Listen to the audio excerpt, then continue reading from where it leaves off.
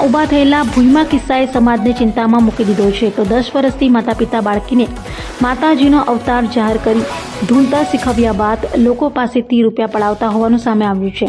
તો આખા ધટીંગનો વિજ્ઞાન જાથા દ્વારા પર્દાફાશ કરાયો છે.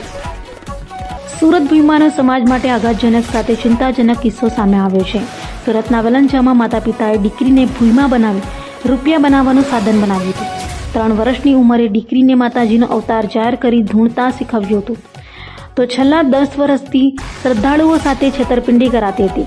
જાતા સમક્ષ ભૂઈ ચાનુમાં 3 વાર રડીને ભારે ધૂણવું નથી, માતા પિતાની દબાણથી કરું છું તેમ કહ્યું હતું.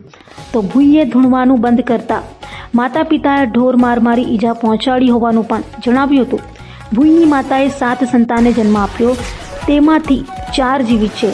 નિસંતાનને દીકરી આપી મોટી રકમ પડાવી હતી. જોકે હાલ ધટિંગના પર્દાફાશ થતા દંપતીએ છેતરપિંડી સાથે ધટિંગ લીલા બંધની જાહેરાત કરી છે. જાથાએ પોલીસ કમિશનર અનુપમસિંહ સહિત અધિકારીઓનો આભાર માન્યો હતો. જ્યારે વિજ્ઞાન જાથાનો આ સફળ 1278મો પર્દાફાશ છે તેમ કહ્યું હતું. આજથી જાનું ને કાંઈ પણ દોડવાનું પધરામણી બધું બંધ, કોઈ જગ્યાએ કોઈ વસ્તુ નહીં. બસ હું શાંતિથી એના દિવાળી પછી એને સ્કૂલમાં 2 હાથ બેસાડી દઈશ. બરવાળિયા આજથી જાનુને માતાજી તરીકે બધું બંધ અને એને જ્યાં ભણવું છે જે સ્કૂલમાં એ સ્કૂલમાં બેહાડ્યું, પણ અમારી પાસે પૈસાની સગવડ હાહે થઈ. ડેક્યુ સોસાયટી વેલંજા ગામની પાછળ વેરાઈ માતાજીની મંદિરની પાસે છેલ્લા 10 વર્ષથી ઘરમાં મોગલમાનો, ચુડલમાનો અને મામાદેવનો સ્થાનક બનાવી અને લોકો સાથે શારીરિક, માનસિક, આર્થિક શોષણનું કામ કરતા હતા. જાનુમાં, જાનુ આઈ અને ચુડલમાની જાનુનો અવતાર વગેરે નામથી પધરામણી કરી 21,000થી માંડીને 1 લાખ રૂપિયા સુધીની મા બાપ ફી વસૂલતા હતા. આ દીકરીને 3 વર્ષથી માતાજીના મોગલમાના કપડાં પહેરાવી અને પધરામણી કરી, અવતાર જાહેર કરી અને લોકો સાથે લૂંટ કરતા હતા. વિજ્ઞાન જાથા પાસે માહિતી આવતા, ખરાઈ કરતા, સત્ય હકીકત જણાય. અનેક લોકોને તેઓએ શોષણ કર્યું હતું. એને આ એક કાંડ બરાબર થઈ શકે છે, સમાજને દાખલારૂપ બાબત છે.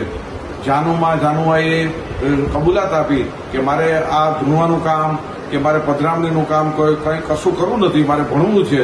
છતાં પણ મા બાપ જોખમીથી, જબરદસ્તીથી મારીને, મારપીટ કરીને પણ એની પાસે ધૂણવાનું કામ અને કપડાં પહેરાવી અને પધરામણી કામ કરાવતા હતા. બહુ શરમજનક કિસ્સો છે. સમાજ સમક્ષ લાલબત્તી સમાન આવ્યો છે. આ કિસ્સાની અંદર અનેક પીડિતો છે જેની સાથે બ્લેકમેલિંગ કરે છે એવા પણ અમને માહિતી મળી છે. તો આ મા બાપના જે કરતૂત છે, જેસુખભાઈ અને પ્રિયાબેન બરવાડિયા કે જેઓ અમરેલી જિલ્લાના બાબાપુર વાંકિયાના વતની છે અને પ્રિયાબેન છે તે ડમરાળા ગામ ભાવનગર જિલ્લાના વતની છે.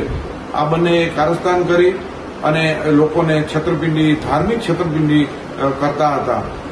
સંપૂર્ણ આ ખુલ્લું પડી જતા એને માફીપત્ર, કબૂલાતનામું આપી દીધું. કાયમી લોકો સાથે છેતરપિંડી બંધ કરીને જાહેરાત કરી છે અને જાનુમાએ પણ અભ્યાસ કરવો છે તે મુજબની મા બાપ પાસે ખાતરી લેવામાં આવી છે. અમે લોકોને અપીલ કરીએ છીએ, કોઈ પણ વ્યક્તિ જેસુખભાઈ, ઝીણાભાઈ બરવડિયા અને પ્રિયાબેન છે ભોગ બનેલા હોય, છેતરપિંડીના ભોગ બન્યા હોય તો આગળ આવી અને સ્થાનિક પોલીસ સ્ટેશનમાં ફરિયાદ કરી શકે છે અને વિજ્ઞાન જાથાને માહિતી આપી શકે છે. આવા કિસ્સાનું પુનરાવર્તન ન થાય તે માટે જાથા કટિબદ્ધ છે. સાથે સાથે આ લેક્યુવ્યુ સોસાયટીમાં જે પર્દાફાશ કર્યો તેમાં વિજ્ઞાન જાથાને મદદ કરનાર સુરતના police commissioner Anupamsinh, deputy police commissioner, joint police commissioner, assistant police commissioner અને ઉત્તરાયણ પોલીસ સ્ટેશનના પીઆઈ અને 1 અને 2 અને સમગ્ર સ્ટાફ, મહિલા કોન્સ્ટેબલ સહિતે ઉત્કૃષ્ટ કામગીરી કરી હતી અને વિજ્ઞાન જાથા તેનો આભાર માને છે. અને વિજ્ઞાન જાથાનો 1278મો પર્દાફાશ હતો.